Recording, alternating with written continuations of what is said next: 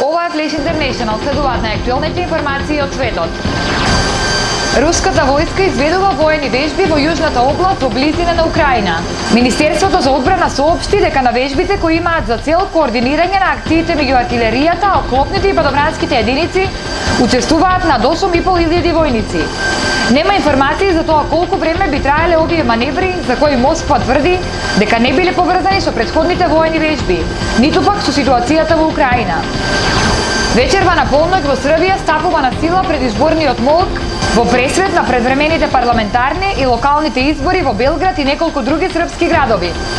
Право на глас имаат околу 6,7 милиони полнолетни граѓани на Србија. Првите неофицијални резултати ќе се очекуваат во недела пред полноќ. Непознато лице кое утринава стоело на автобуска постројка фрлило рачна бомба во градскиот автобус во Бања Лука. Возачот на автобусот загина, но никој од патниците не е повреден.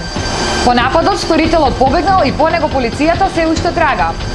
Од експлозијата се оштетени автомобили и неколку околни објекти, а сообраќајот во тој дел од градот беше блокиран неколку часови.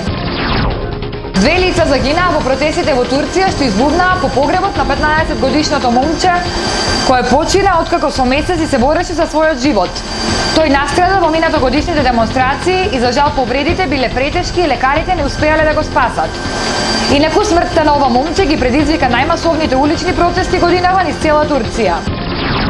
Најмалку 4 лица загинаа, над 60 се повредени при уривањето на две стамбени згради по силната експлозија во источен Харлем во Њујорк.